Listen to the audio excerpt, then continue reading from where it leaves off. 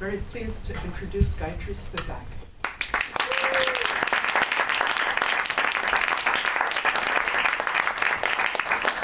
I'm very happy to be here. This is not the first time I'm talking about this film. The first time was in Italy. That first view was actually organized by what I was asked to speak on. I was asked to speak on translation, and I spoke on this extraordinary film. And looking at it, and I didn't quite see it because, first of all, there was this whole business about excuse me if I'm using a terrible phrase, the aporia of exemplarity. Something becomes an example. And I'd already been told to speak about translation. I won't speak for very long because I think we ought to be talking to Shelley. But I remember when I was taking my orals a very long time ago, my two committee members, Paul Deman and Mike Abrams, got into a discussion about did the world exist. This film also asks that question, so I bring it in. And of course Mike felt that it did, and Deman was not saying much. But Mike pointed at a window and said, "Come on, Paul," and I was very quiet because I knew the more time went, the better off I was. So they're talking. And Mike points at a window and says, "Paul, you can't tell me that that window, half open, does not exist."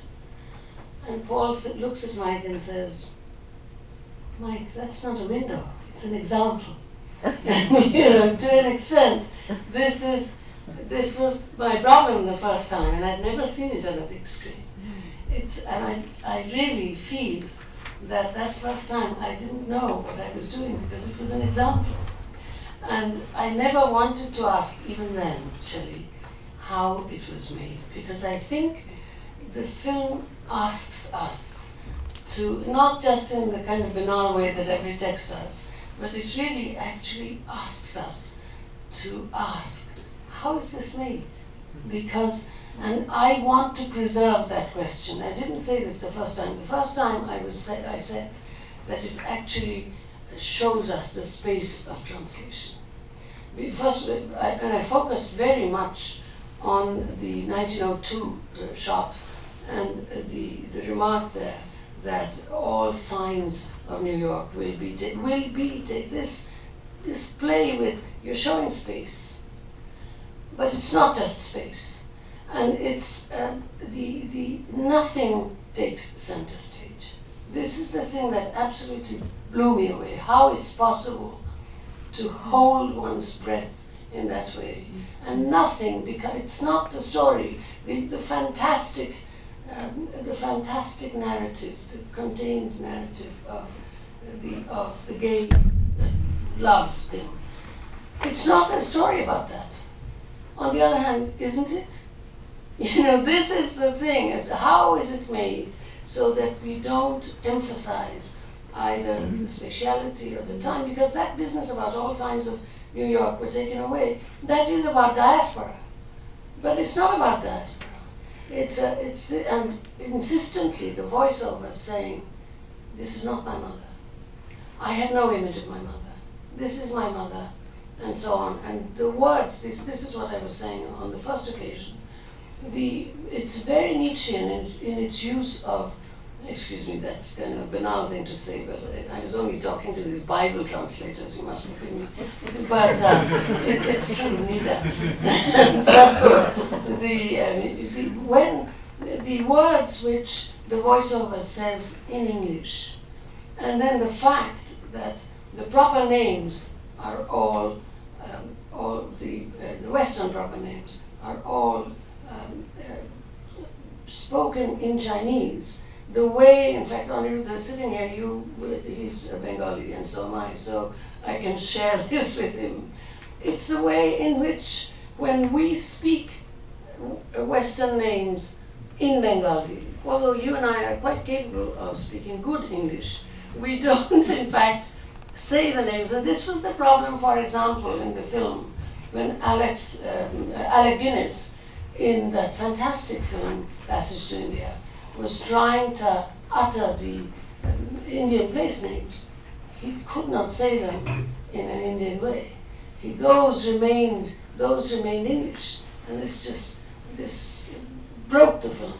But in this one, the use of the space of the subtitle as a space within the film, as a space of translation, undoing all the attempts to make diaspora be itself, is a very moving experience. And I think I need to look at it on the big screen more times to be able to not to ask the question again, how was it made? I'm sure you'll be asked the question, and I'm sure you will answer it.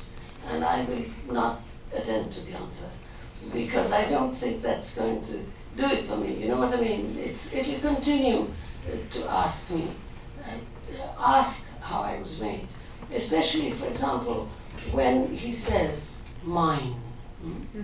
And anybody who knows a little bit of Chinese even can see that on the screen is water. And it's not mine.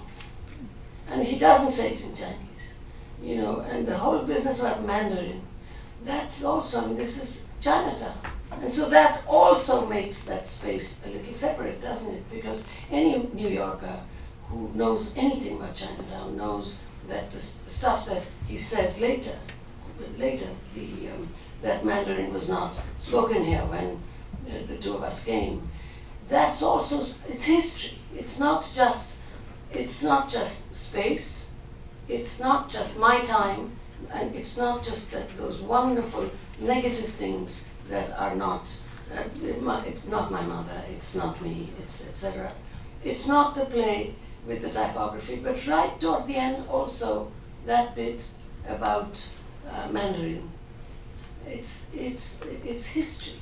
So it's a kind of epic moment. I've said this about Maurice Condé's novel Rima Conan, that although it's a tiny little book, the insertion of history makes it something comparable to what we used to think of the very broad epic, because if you follow that strand, you're going to come up with something else. So there are the festivals. It's and the director as my extra is a very funny movie also, which is and the fun comes in that way. So to an extent, I'm not really commenting on the film. What I'm commenting on is that I don't really want to comment on it, because I don't want to. Or I did it already once in terms of its space of translation, withholding of translation. That in learning a language, first one withholds translation, and then one is able to translate, and then one is able not to translate, and then one forgets to translate. This is, to an extent, the process of learning a language, and that's also beautifully there. But I don't want to say it this time, because that organizes, it makes of it an example. I want to say, before I end, and I think that's about all I'm going to say at the moment, that I want to preserve the quality of this film. And I don't know how to talk about films, because obviously I'm not a film critic, I'm not trained. I look at these kinds of things as kind of didactic examples, textual examples. I'm someone who reads literature. But I think you have come forward very much toward making the linguistic bits, in the use of the subtitles, as very much part of what's going on in the film, and the withholding of images and the withholding of translations. I mean, the play of where the words stop, that's very much part of the film. So I want to say that I want to preserve this quality of the film as really refusing to be interpolated as an account, refusing to be hailed as, hey you, about Chinatown.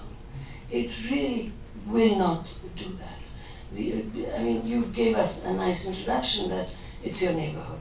Yes, I accepted it's your neighborhood, but I don't think I think the film has gone away from your idea that it was It is your neighborhood, it perhaps still is. But that's good, that's good. It's my friend Shelly's neighborhood and she knows how to make a movie.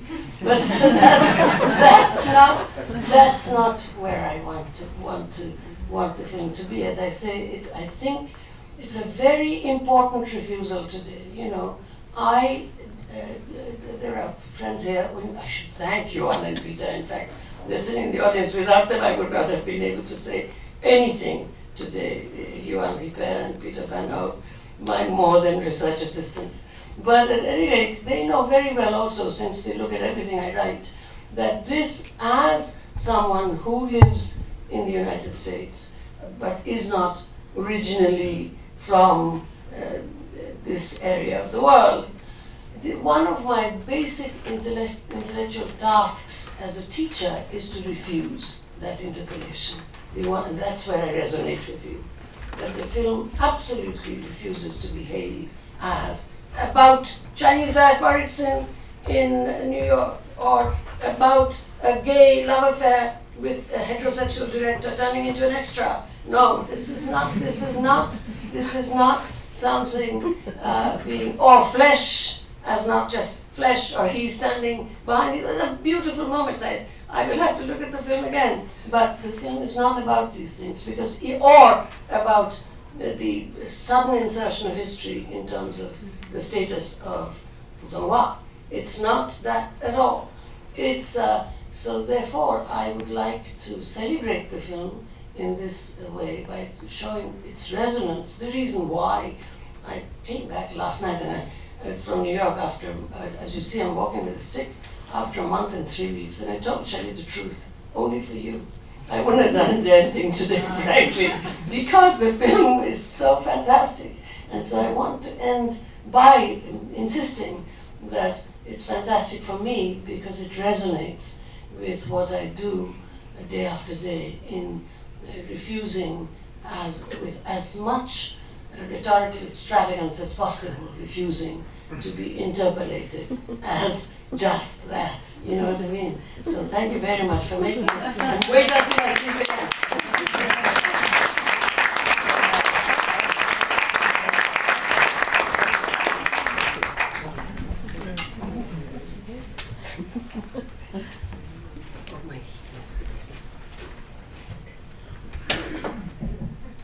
Stay up here with me. First. 1, 2.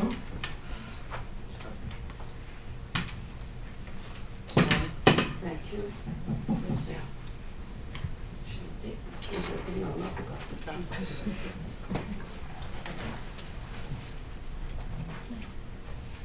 So this leaves us in an interesting position for the Q&A.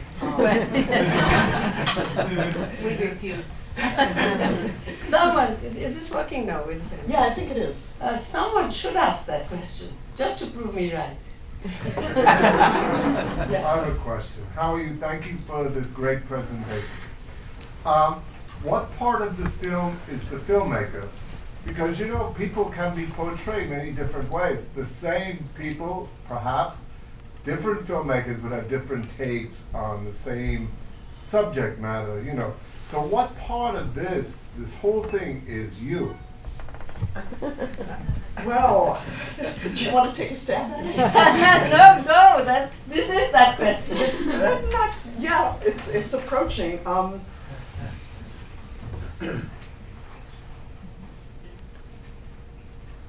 I am that person who went down day after day with my camera to film on the street. I am that person who wanted to make a place for all of you to spend an hour or two in this place. And I guess I am the person who set the character going, and then once he got going, you know, he was kind of on his own. Yeah. Can I say what? And you see, this is, of course, a beautiful answer. Is my mic really working? Yeah. Okay.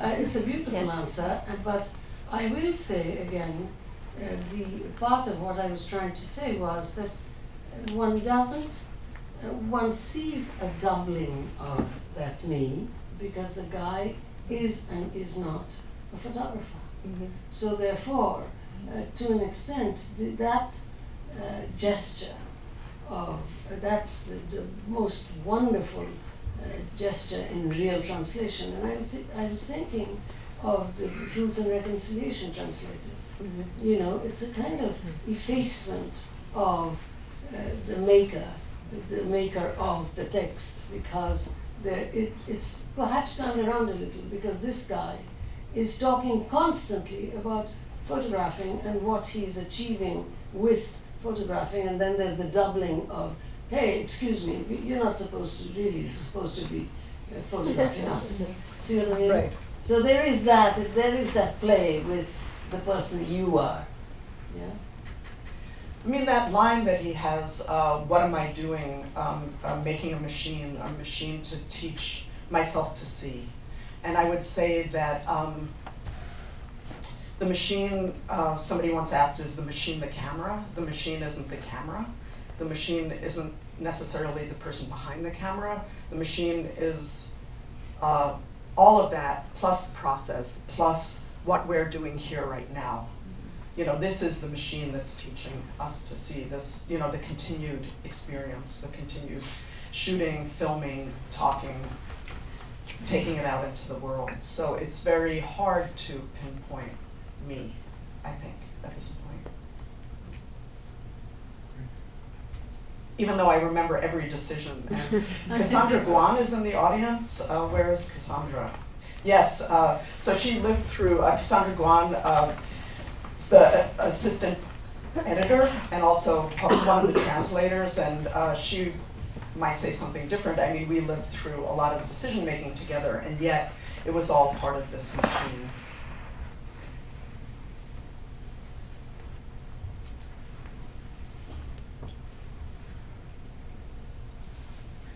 When you're shooting, do you have a sense of the purpose that the shot is going to serve in the edit? I mean, when you're in the process of looking out in the world and processing what you're seeing, are you imagining text, or are ideas sort of manifesting in your brain as the image appears to you on the camera, or are you sort of totally dissociated, lost in the image, or somewhere in between? How is that space related? Well, I'm not supposed to talk about how it's made, but... Go ahead, I'm curious. You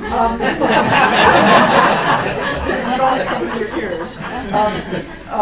You know, this is the second or third film I've made this way, which is a process of filming, editing, and writing all at the same time. And sometimes, like with Woody Allen, I just went down into the street and I saw him and I went right back upstairs and I spent the next 3 days filming and being yelled at for filming. I somehow thought this could work in the film.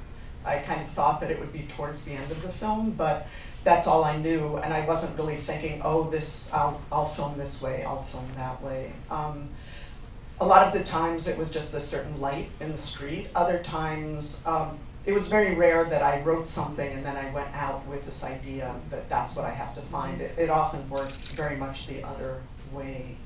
And it was really a sad day when even now, today, you know, I go down and the light's so beautiful, the winter slanting light, and it's like, no, Shelly, you know, you can't do that anymore. And I just look, which is good, you know, that's also, you know, a wonderful thing, but, you know, I get, yeah, it's sad, yeah.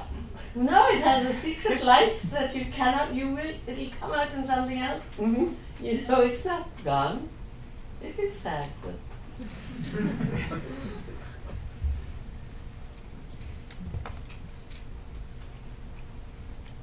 What parts of your filmmaking is magic, unplanned activity, things that happen spontaneously you weren't expecting? Could you talk more about that? Because there's some element of it, spirituality in this movie.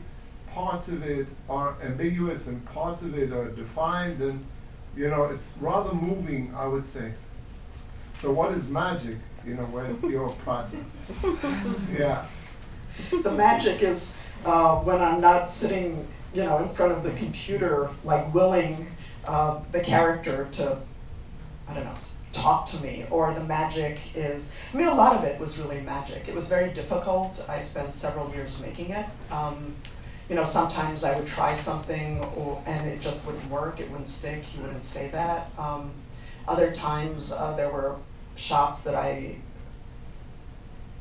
that I really wanted. Even the Woody Allen scene, I worked on that for a very long time. It didn't work. It was threatening to kind of eat the film.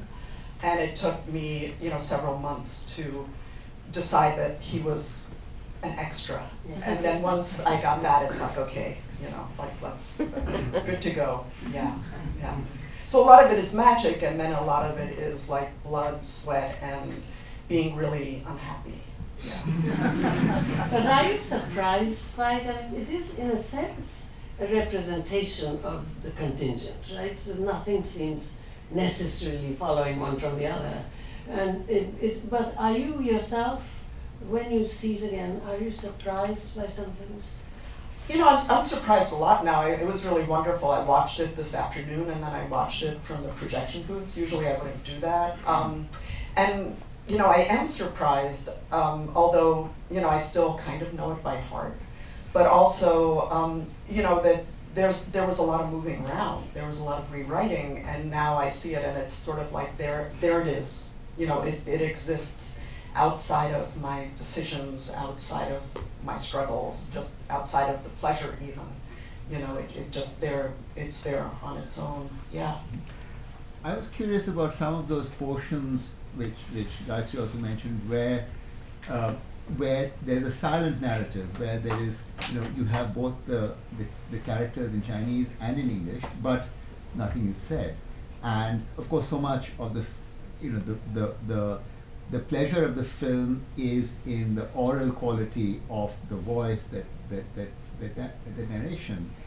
And at those times, it wasn't there, it was just the background street noise. And what I was wondering is, a person who doesn't read the Chinese, am I missing something? Because is there an oral quality which might have appeared if I had sort of mouthed the Mandarin or whatever the language was that was being spoken at other times?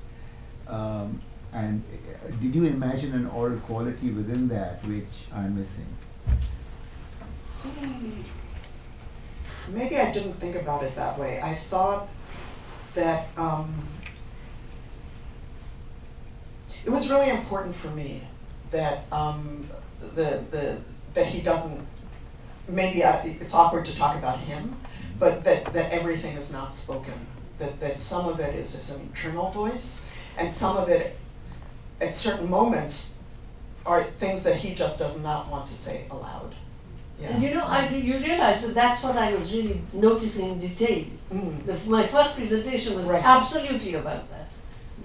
That's why I thought that the use of typography, because subtitles are written, it's not just sound, as you say, that the use of that's why I said it was Nietzschean, because I noticed every time that this was happening, and I thought that was showing me something about the intent of the text, which was very moving. But, I will emphasize something I said in my comments about learning a language and how it goes with withholding translation and so on and so forth. I gave the various stages. I have learned more Chinese since I saw it first, and I understood much more of the Chinese this time around. It's spoken beautifully and slowly. And I also saw the difference between the English subtitles, and they're not bad, the subtitles, but they are English. They are English. I really say that, I have plenty of time, which is absolutely correct English translations, but 很多的时间 is not the same thing. It's not the same thing. And last time I hadn't understood it, but this time I did. It's wonderful. It's wonderful to make it a learning language kind of thing, where you see the necessary impossibility of translation, because of course translation is impossible. But on the other hand, we must continue to translate, and that is also part of the diasporic experience, isn't it? And it's in that different accents given in the thing, to the proper names. So I will add to this that yes, I think it can be a kind of movable feast if you actually become a character inside the film, because it's about our town, and it's also about the many languages spoken in our town. And I think it also raises this question of you, because who is he translating for? So you have the Mandarin, you have at times Cantonese, and then you have at certain moments this English that comes forth, like mine. Which is fine, Yeah. fine. Fancy hats. Yes, Yeah. yes. Yeah. Yeah. I mean, there's a whole other realm of translation in a sense, or of I don't know, story or effect in the movie, which is that so much of it happens visually, and it's about, I mean, and even within the sound, so much happens kind of orally in a non-narrative way, and there are all these kind of, like, a lot of the visuals are these very intense close-ups. They're sort of like Saul Leiter photographs or something like that, but then you kind of pull back, and then there's this immense distance, or this sort of a layering in them. And the same thing happens in the sound, where, you know, there's something happening close, but then you hear sirens in the distance. And I mean, you could almost not have the narrative in the film and experience it, in a sense, another layer of the story is translated in this other way. It's just kind of fascinating. I mean, it's maybe more of an observation than a question. So I don't know, maybe you could talk about that, Shelley, how you think The about sound was visual. really important to me, and also that sort of getting very close and then pulling out and everything in between. And the way I did film it, it was almost always filmed on a tripod, and often I didn't look through the lens at all. I just set up the frame, and I would have whatever happened. And then also this happens often with high definition. You take it up and you look at it on the monitor and you go, oh my God, that happened, and that, you know, like, and because you get much better resolution, you know, when you're seeing it on a big monitor than in the viewfinder. So it was a little bit of discovery each time I would look at the footage, as opposed to when you're, you know, really filming and looking at everything through the, you know, it was just like next to me. You know, as like a companion, and I would just be looking, and it would be looking and recording, yeah. And you know, for the viewer, this quality, for me, I said it was about time, it was about space. And it is a kind of site of struggle between the visual and the oral and the scriptic, because some things cannot be held within just the visual. And the first big one is, of course, the suicide. You know, it cannot be, and so the use of absence is very wonderfully done there without emphasizing that it's been done. And that's the first whack where you know that storytelling is important, because you never see the suicide, do you? Yeah, there's storytelling, but most of it is also the withholding of storytelling, and I wanted to ask about the script, the narrative, because I thought, I actually thought it was really poetic, really compelling. Like, there's this one line where he says, when I was a child, I wanted to burn the neighborhood down, and I wanted to hear more. I wanted to hear why, but then, you know, the narrative moves on. And the reason why it's so poetic is that so much of it is about what he withholds. It's all about the elisions and it being filled out by the close-ups and so forth.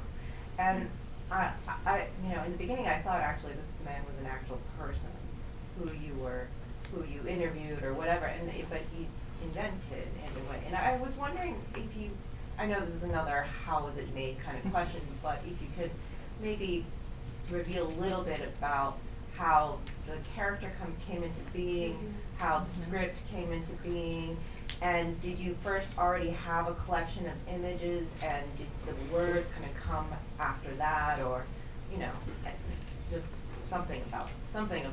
Yeah, I think first I'd like to bring Lu Yu into the room. Unfortunately, he's flying to Tokyo tonight, but Lu Yu is the man whose voice we hear throughout.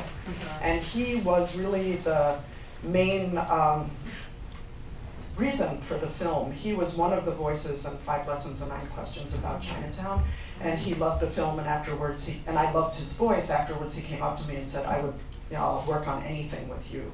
And I sort of had in the back of my mind this idea of not portraying his life, but where the voice led me, where this man's voice, and that was really the beginning of the character. And I had already done a lot of interviews, a lot of research, a lot of everything, and I decided, no, I really wanted to stay in the realm of fiction, in the realm of the improbable, in the realm of a character. And then I started, and once I started, I filmed and wrote and edited all at the same time, on and on and on. And there were some scenes that were edited, and then I would take out and add different words, or it's just like a mess for a few years where I was doing everything all at once. And I think that that's maybe where the language condenses, right? Working on something for so long and threading something through that at the beginning, he wants to burn the neighborhood down. Later on, there is a fire. There, things thread, but not by way of explanation. Yeah. Yes, that's what I was commenting on. Thank you for asking this question, and I don't mind at all being told how things were made. See, that's also part of being who I am. I'm the idiot questioner, right? By the way, for those of you who are not Britlit, that's a quote from Blake, so I'm not undermining myself when I say I'm the idiot questioner, but so therefore it's good for me to have those. But I want to ask you a question, and this is slightly heavy-handed, Shelly, but I did say this on the first occasion, but I thought I'd let it go.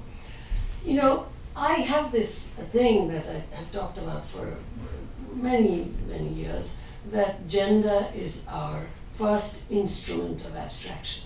And that's how social formations are brought into being, and it's like, etc. And of course, that one has to do the plus minus in terms of has and has not, phallus, growth of breasts, etc. And to an extent, I'm very sorry, this is heavy-handed, but I didn't bring it in myself. It's the question brings it in a little bit about the invented character. What I had felt very strongly in the film myself, and I want to ask you if you would, what you think about this reading. I had felt, there is also a sense in which, I'm not going to expand on this, but I have written on it, I've thought about an originary queerness, which is not really, if you think about différance, that is the excess or the reserve, which is before this instrument of abstraction.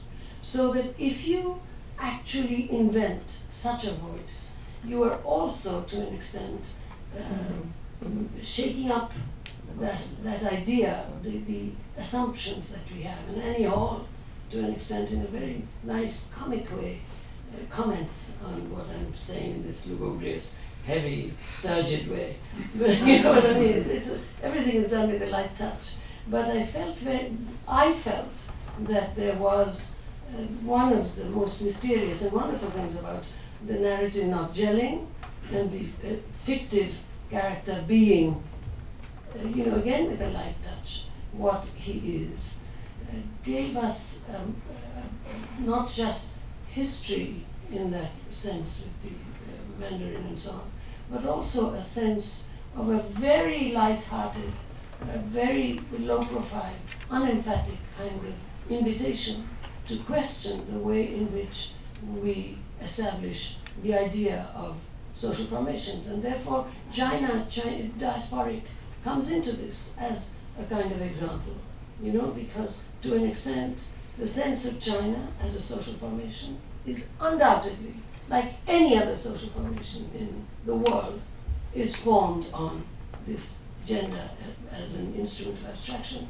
has and hasn't, plus and minus. Whereas if one thinks about originary queerness, which is before, which is what is stalled out, which is the différance, which is the reserve, then this film, for those of us who are prepared to think about such things, also does question our idea of, and the diaspora theme plays into it very beautifully. Who is, what is our identity to that extent? So anyway, I just throw it in because I want you to say, no, this is too much, or well, that's an idea, or whatever. Say something. Say something. I think it's really interesting.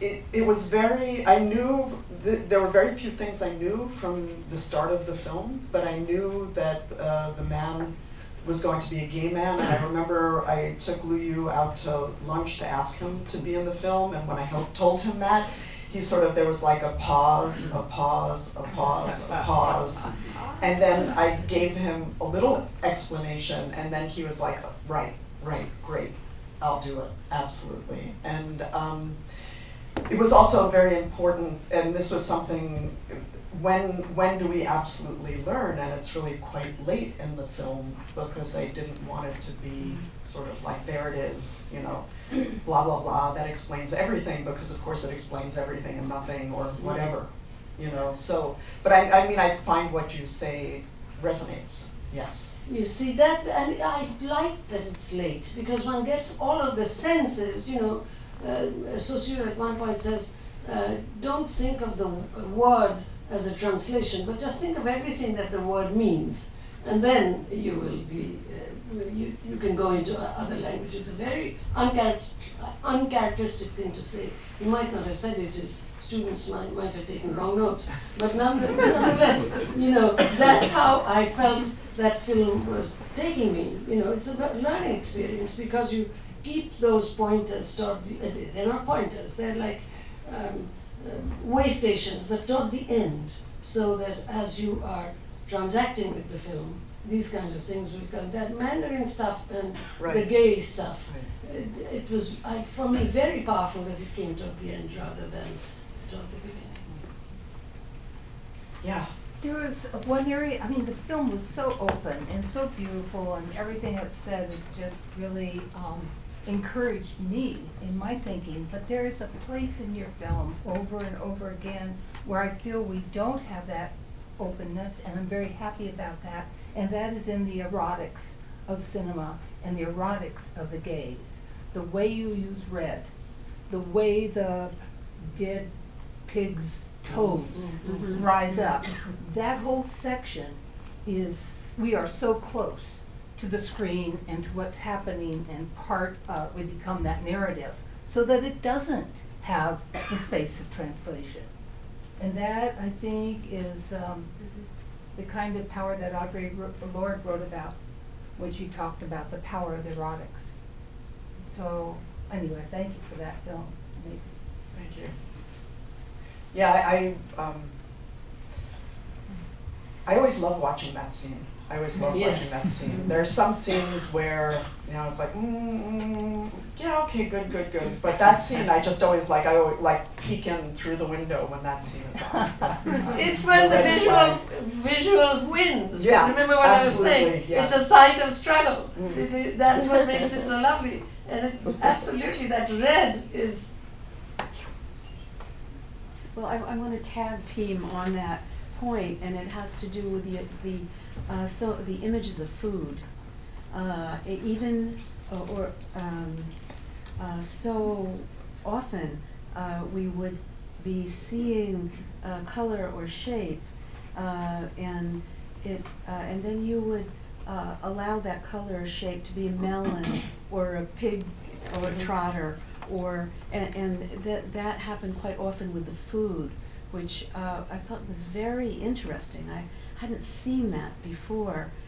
So there was an abstraction, and then a closing, and the closing sort of invited appetite. I don't have, again. Throwing clothes drying. Mm-hmm. Clothes yes, drying. yes. You know, Wetness. You know? Wetness. These sensual qualities of wetness, coldness, warmness. Is the yeah. And he said, "I want your tongue in my mouth, and my tongue in your mouth." Yes. And there are those clothes drying, and that's where the two are working together. Yes. You know, it's fantastic. Oh yeah. Yeah, it really is.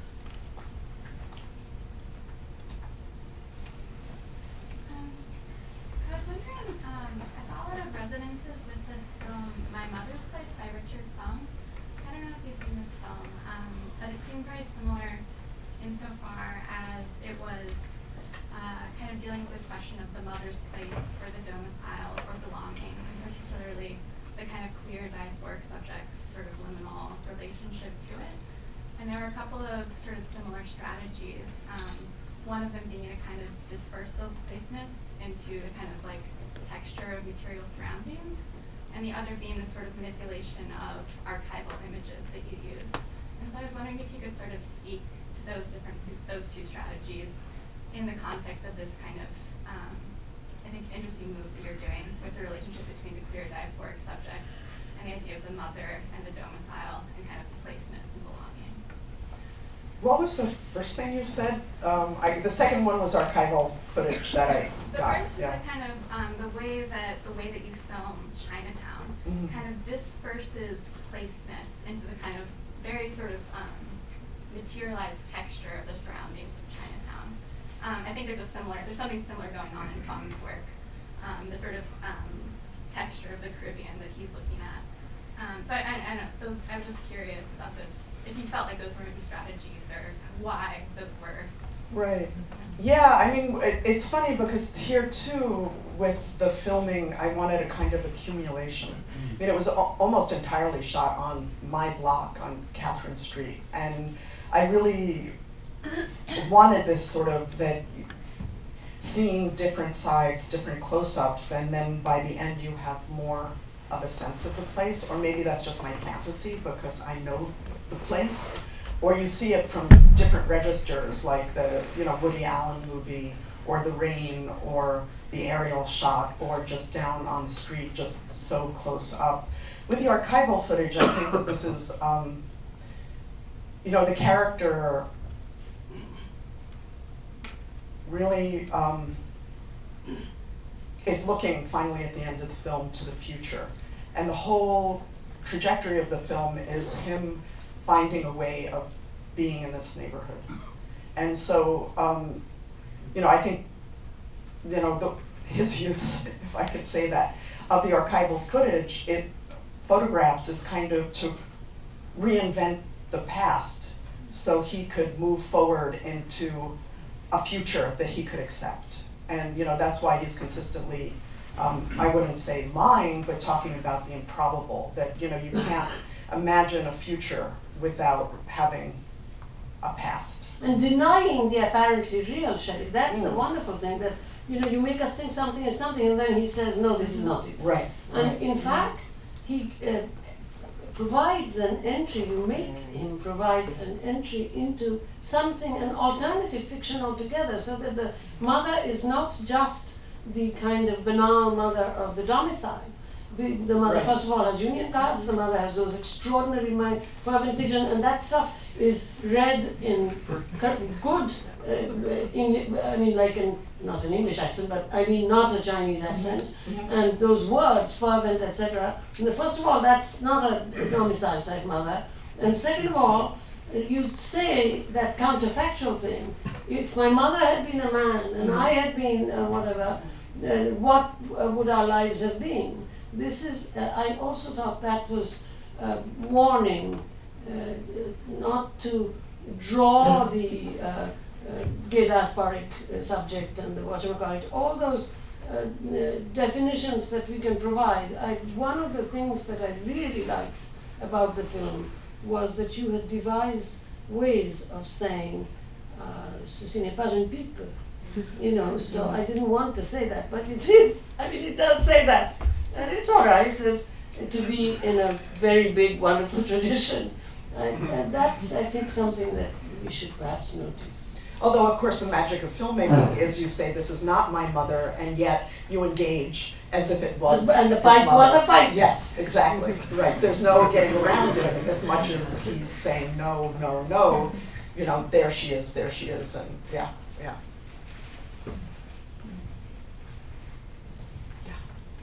I noticed something about the subtitle, like writer trivia, but I think it's like an important part of the film as well. So, here's a good question.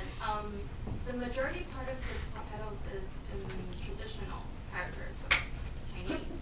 But I noticed there's a couple of the lines were in simplified characters. I was wondering, is that on purpose or no? If it's on purpose, why? If it's not, then do you think it's a problem or is it an issue? Especially when there are those three definitions of concealed. That was very, very obvious. Cassandra? Yeah.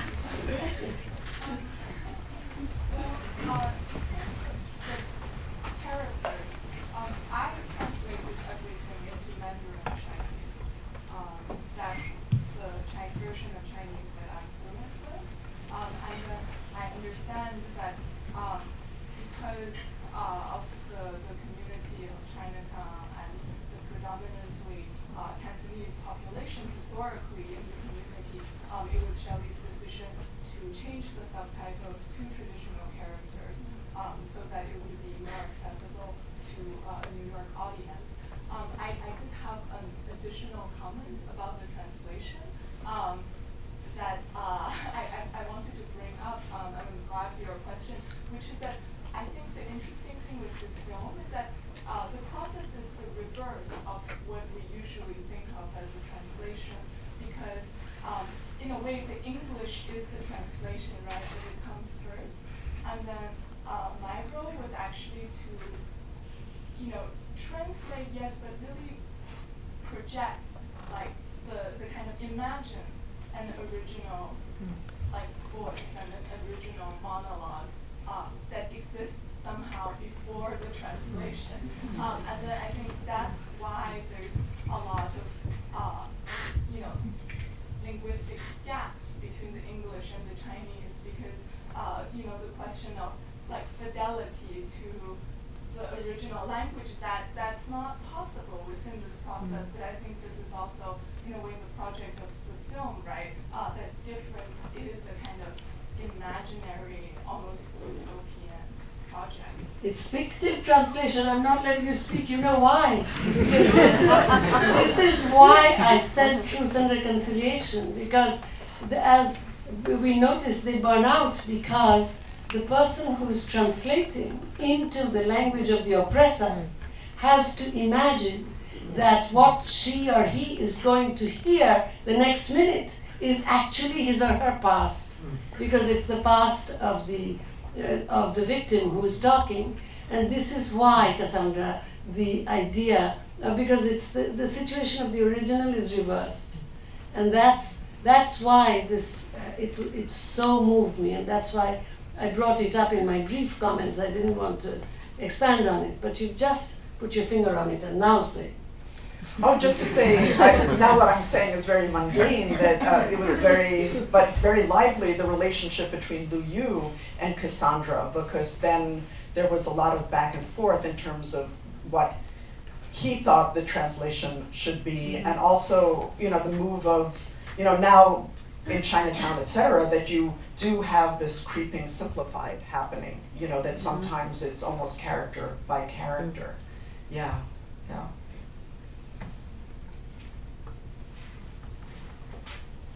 I was wondering if you could elaborate a little bit further on your relationship with the fictional character, because there were times in the film where it felt like you, Shelley, were presenting images that the fictional character was responding to. I felt like I sensed a duality between Shelley, the filmmaker, and the character, and the character's fictional life. Do you think that's because you know me?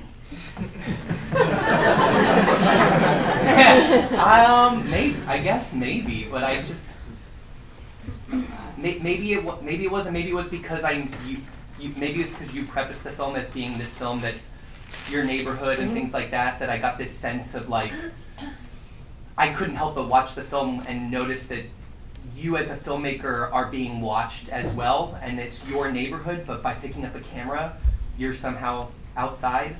That because you're behind a lens. Yeah, maybe this wouldn't, if I hadn't introduced, if you hadn't known me. I mean, for me, and I think this is a kind of doubling that both of us, but it's, that so much of this is about seeing and looking and filming and the necessity for that. And there I feel very strongly, and so that is certainly how I feel and me in the film, but I also think it's very much how the character really enters, that first the touch of the eye and then the touch of the hand, you could say, that this, and maybe I built that in. But I would say it's not like, okay, that's him and that's me and that's him and that's me. Hopefully not. You know, that's not what I was aiming for. And even if you didn't know her, and you didn't have to say Shelley the filmmaker is of course suggested in the structures of the thing. And what I think I, as a viewer who was allowed to speak first, what I was pointing at was that this idea of the effacement, which, like you say, it's there in the film, so therefore it's not quite an effacement. That's again, I was thinking of Nietzsche, aktive Vergesslichkeit, actively forgetting, like someone says, forget there is an elephant in the room. That's very different from, just kind of. So to an extent, that's part of the film, isn't it? I was just commenting on Göran Olsson's this concerning violence, in which I am. Now, the entire film, that's not at all as subtle and wonderful a presentation as this at all. Why? Because the filmmaker, in spite of every attempt to efface himself, comes in as capital E European who makes of colonialism a fetish. You know what I mean? So that play between the filmmaker, and sometimes it's absurd, and sometimes it's wonderfully integrated into the fiction itself. Whether you know the name or not doesn't really, to that extent, it seems, matter. I think that's part of the film. I'm sorry I stopped you from asking a question. You had your hand up now? No, but I would like to follow that thought if I can find the one that I had a moment ago. There's a straying, I suppose. My experience was not, I would establish an experience of a filmmaker, your eye, and then she would stray away, and another element would come forward that I would then identify with as a character, which would then create my sensation of the filmmaker also as a character. And that coming and going of the straying of threads, of narrative threads. And I guess I feel that the abstraction that exists in the visuals, particularly the food, that in that situation, there would be something I didn't see or didn't understand, but then the eye of the camera, and thusly the filmmaker, would tell me exactly what it was. It's a melon. So there's these two threads making things absolutely explicit, and then making going towards explication, but then moving my attention somewhere else. Rather than moving away from it, you would just keep moving me on, and I would just be shifted from who was carrying me. And at times, did you have the experience just of being by yourself watching? Oh yeah. Okay, good. Yes. Good. Yeah. Of course, that's the experience of being in a neighborhood.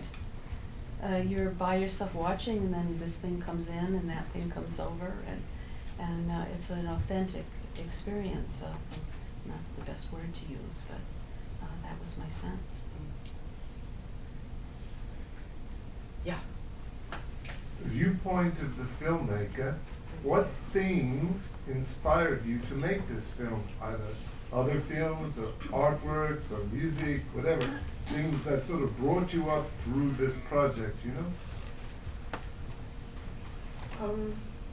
Yes, I said in the beginning, this first short film ignited the flame, and then, yeah, it's maybe a hard, there wasn't a film or a book or anything It's so photographic, specific. I think this work is so photographic, there's so many like pictures in it, one right after the other. One person that comes to my mind was Paul Strand, but maybe other ones too. I mean, there are like everybody and nobody. I mean, there would be hundreds of references. Yeah. Should we make Yeah. this the final question? Yeah, anybody have, yeah. I just have a comment. I think first of all, I think the tribute to the film is that we just could keep talking about it all night. you Yes. know. I think that's the tribute, is that it's so complex and so interesting. But I also am so grateful that there are so many things in the film which you could have presented as a problematic, and you didn't. Yeah. And that allows it to be poetic. Oh, yeah. And that allows us to have this amazing visual experience and this amazing poetic experience. And yet you're addressing all those complicated questions. So that's, to me, this amazing achievement of the film. Right. This, I think, should be the final comment. I would like to say that there is, not yet ready to applaud, there is, I'm talking about, Carol, this idea of not refusing to be interpolated as being about one thing or the other. But I wasn't thinking of something which you just made me think about. Derrida, at a certain point, defines poetry as the withholding of narrative. So it's not completely correct if you think about epic and so on, but he was although Algerian, a Frenchman, he thought of lyric poetry as poetry, but nonetheless, it's a good way of thinking. That's why it's poetic, because it refuses to close the narrative in terms of all those definitions. Thank you very much for that wonderful final comment, and I think this is where we should thank you. And bring it to an end. Thank you all so much.